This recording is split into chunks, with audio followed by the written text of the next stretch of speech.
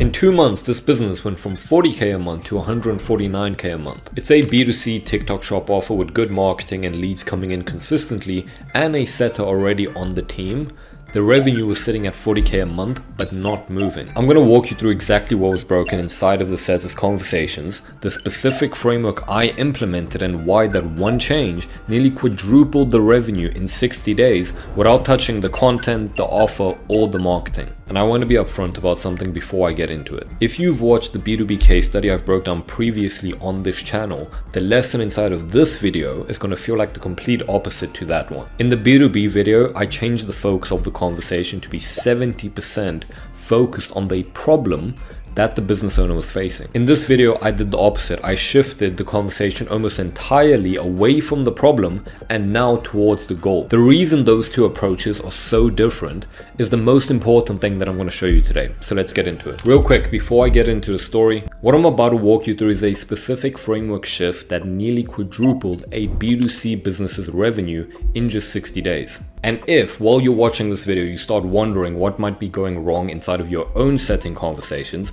I offer a free sales process audit, which is the fastest way for you to find out. And I want to be clear about what it actually is, because it's not a sales call. It's a call where I'll personally go through your entire sales process, find your A+ problem, and then give you the specific fixes you can go and implement. That's the whole point of it. Now, if on the call you want more information about how we can implement everything for you, you're more than welcome to ask and I'll run you through it. But if not, it's genuinely a free audit and a bunch of value that you can go and implement yourself. The link's in the description if you want to take advantage of that. Now let me walk you through what happened. So the business sold a TikTok shop coaching offer, B2C, meaning business to consumer, so the leads were everyday people looking to make money online. The marketing was working because leads were coming in, but the revenue was still stuck at like 40k a month and the business owner really couldn't figure out why. Now, when I went in and looked at all the numbers, I found two things. The first thing I found was the show rate, which was clearly below KPI, meaning a large percentage of people that were booking in calls weren't actually showing up to the call that they had scheduled, and I'll come back to what we did to fix that. And the second thing I found, which was actually the biggest issue, was the DM conversion rate, which was 5%. So for every 100 new conversations, only 5 qualified calls are getting booked. And for a B2C offer with a warm or semi-warm audience interested in making money online, a 5% conversion rate is nowhere near where it actually should be. And when I looked at how the setter was performing the conversations in the DMs, I found the problem immediately. The setter was using a pretty generic framework that split the entire conversation in like 3 ways, where a third of the conversation is talking about the lead's goals,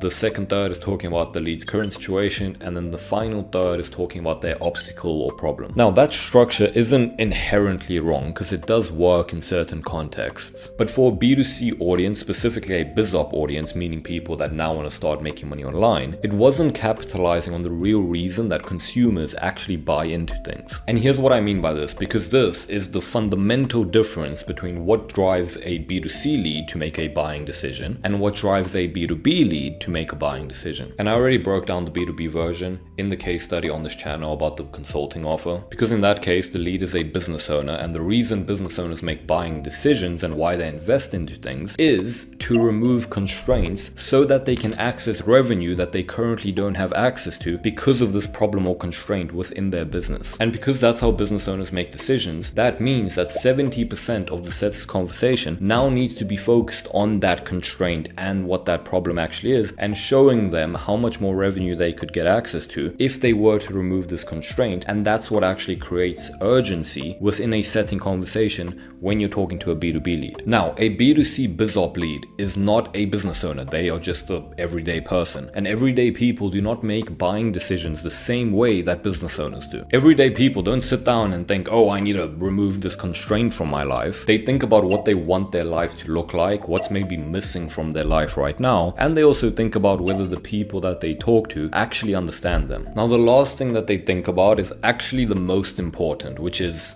relatability. Do people actually understand their situation? And for B2C, especially BizOp leads, where it's everyday people wanting to make money online, the two biggest drivers that will lead to higher conversions within a setting conversation for these type of leads is two things. First of all, a very, very good understanding of where these people want to take their lives. How much money do they want to make? What does their dream life look like? That's the first thing. The second thing goes back to relatability. How well does this setter actually understand their situation when talking to them, and how well can he show the lead that he understands their situation. Now I've put a framework in place that will allow you to hit both of those levers at the same time with 3 simple questions, and it's called the layer 1, layer 2, layer 3 framework. Here's how it works. Layer 1 is simply the entry point where the setter asks, what got you interested in making money online? Now at this stage, every lead is going to give the same surface level answer, which is like, oh, I want to make more money, I want to have more freedom, I want to be able to leave my 9 to 5. And that answer is useful, but it's just a surface. It's not enough to actually book the call. Now layer 2 is going one level deeper. Obviously, you will relate to what they've said before, to their answer to layer 1 before you ask the layer 2 question. And then the layer 2 question will be something like, why do you want to leave your 9 to 5, or what makes you want to leave your 9 to 5? If they say they want to make more money, maybe you'll obviously relate and then ask, what does making more money look like for you specifically? Now this is where the answers will get more personal. People will say, oh, I want to travel, I want to spend more time with my family, with my kids, oh, I hate my boss, I can't handle the stress anymore. Now these are the real answers that actually lead to booked calls, because the leads are now finally starting to open up. And then finally you have layer 3. Now before you ask the layer 3 question,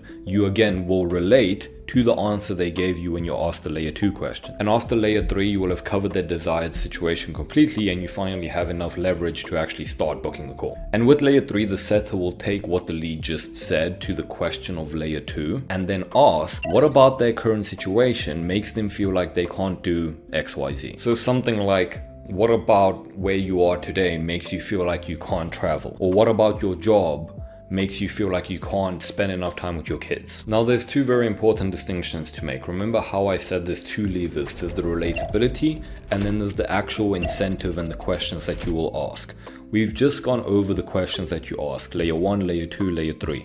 Now again, in between each and every one of those questions, you make sure that you are relating, and the size and length of your relatability message needs to increase as you go along those layers. So the size of the relatability message that your setter will use after the layer 1 question where the lead says, oh, I want to make more money, that relatability message will be much smaller compared to the relatability message he will send after the layer 3 question is answered, where the setter is now asking, what about your current situation makes you feel like you can't spend more time with your kids? Because that's where the lead will most likely give a paragraph of just pain and emotion, which means your setter can't just say like, oh, that makes sense, and then ask his next question, whatever it is, whether it's timeline or whatever it is, right? So the size of the relatability message always needs to be dictated by how much emotion the lead expresses in their answer. You can see how if you follow the layer 1, layer 2, layer 3 questions in that order, you are basically forcing the lead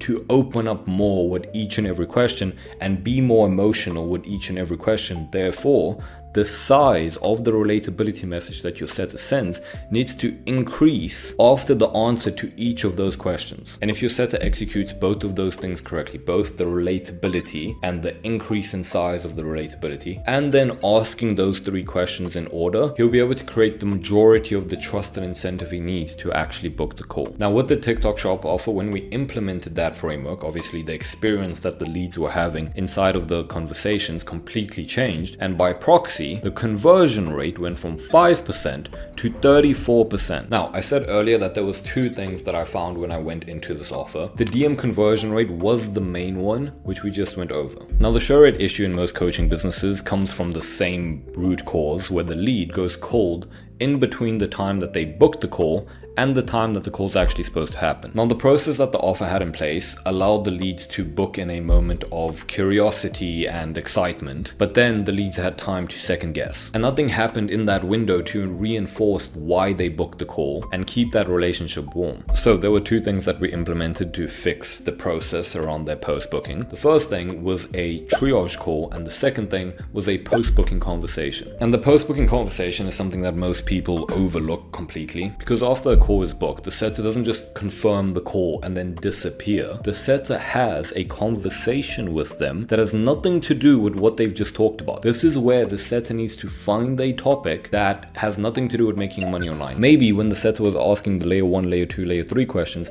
the lead mentioned that they live in a specific city and that working a 9 to 5 in Los Angeles is very difficult because of XYZ reason. But now we have that information that they maybe live in Los Angeles Angeles.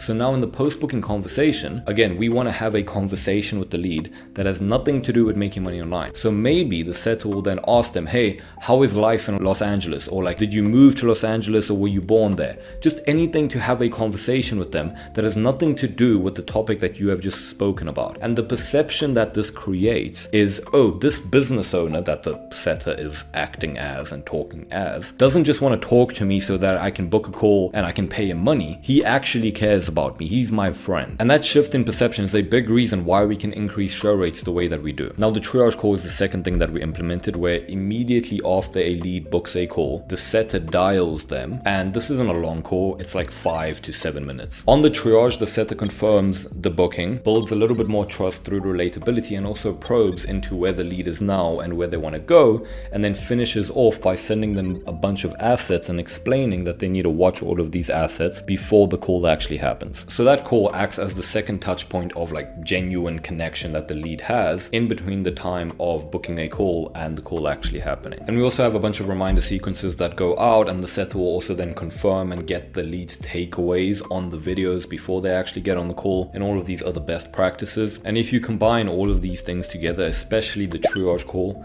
and the post-booking conversation, the show rate will increase significantly. And I want you to notice how both of those fixes come back to the same principle that drives the layer 1, layer 2, and layer 3 framework, which is that with a B2C audience, you are converting a everyday person. It's not a business decision. And everyday people show up to things when they feel a relationship. And everyday people buy things when they feel understood. So every part of the setting process for a B2C offer needs to be built around creating that feeling consistently. And 2 months after implementing the layer 1, layer 2, layer 3 framework in the conversation and all of the show rate fixes, the business went from 40K a month to 149K a month. Here's the broader takeaway. The reason setters and setting teams can't get a good conversion rate is because they use the same framework regardless of the audience. They learn one approach and then they implement it on every single offer that they get hired for, whether it's BizOp, fitness, dating, B2B, or anything else. But every one of those audiences make decisions differently, so every one of them needs the conversation structured differently. In B2B, for example, the buying decision is driven by the need to remove a constraint and access more revenue. Therefore, you go deep on the constraint. In B2C BizOp, the buying decision is driven by the desire to close the gap between where the lead is now and the life that they actually want to have. So you go deep on that goal, and then you go deep on what their current situation feels like in the context of that goal. And those are not minor variations on the same approach. They are fundamentally different conversations for fundamentally different psychology.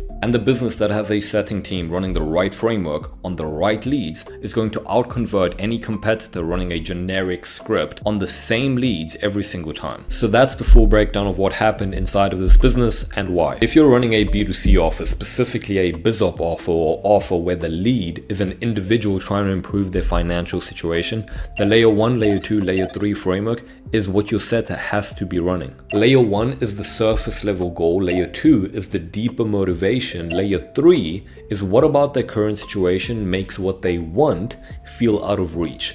That is the conversation that converts. If you're running a B2B offer, you want to understand the opposite approach. I broke that down in detail in a case study video on this channel about a consulting offer that we scaled from 109K to 408K in just 30 days. The link for that is in the description. And if you want to understand the full 4-phase system we use across every offer we manage, B2B, B2C, and everything in between, that is in the free course, also linked in the description. Everything is in there. If you want us to look at your specific setting conversations, tell you the exact framework your audience needs, and show you where your conversion is leaking, the link to book a free sales audit is in the description, where I'll go through your process personally and give you the fixes. Subscribe if you want more breakdowns like this one, and I'll see you in the next video.